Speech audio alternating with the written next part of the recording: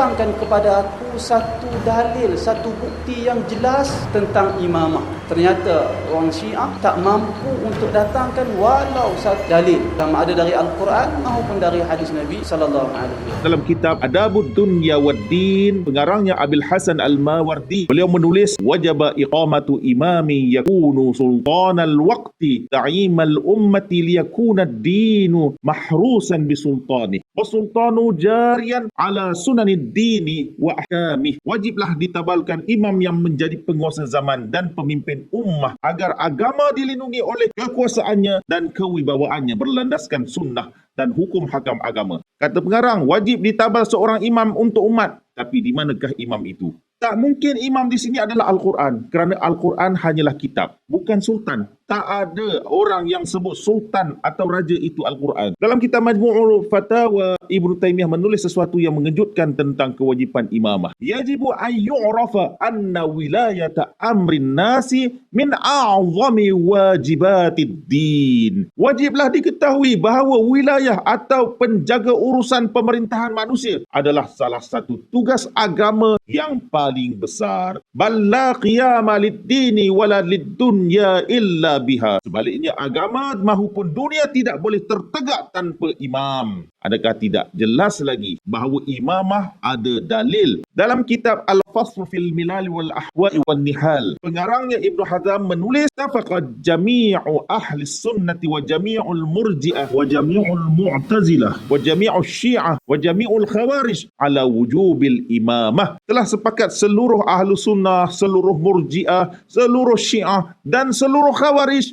tentang kewajiban imamah. Wa annal ummata wajib alaiha al-inqiyad li imami adil yuqimu fihim ahkam Allahi wa yasusuhum bi ahkami syariati allati ata biha Rasulullah sallallahu alaihi wa alihi wasallam. Dan bahawa umat itu wajib dipimpin oleh imam yang adil dan menegakkan hukum hakam Allah di antara mereka dan mengaturnya dengan hukum hakam syariat yang dibawa oleh Rasulullah sallallahu alaihi wa alihi wasallam. Dalam muka surat lain, pengarang menulis kata-kata Abu Muhammad, inna Rasulullah sallallahu alaihi wa alihi wasallam nassa ala wujubil imamati wa annahu la yahillu baqa lailah duna bai'ah. Rasulullah sallallahu alaihi wasallam telah menetapkan nas kewajipan imamah dan tidak boleh bermalam tanpa berbaiat. Justru itu akidah Ahlus Sunnah ialah imamah itu wajib dengan nas. Kita pun hairan orang yang pertikai konsep imamah ni ikut ajaran siapa? Bukan lagi ikut ajaran Rasulullah sebenarnya.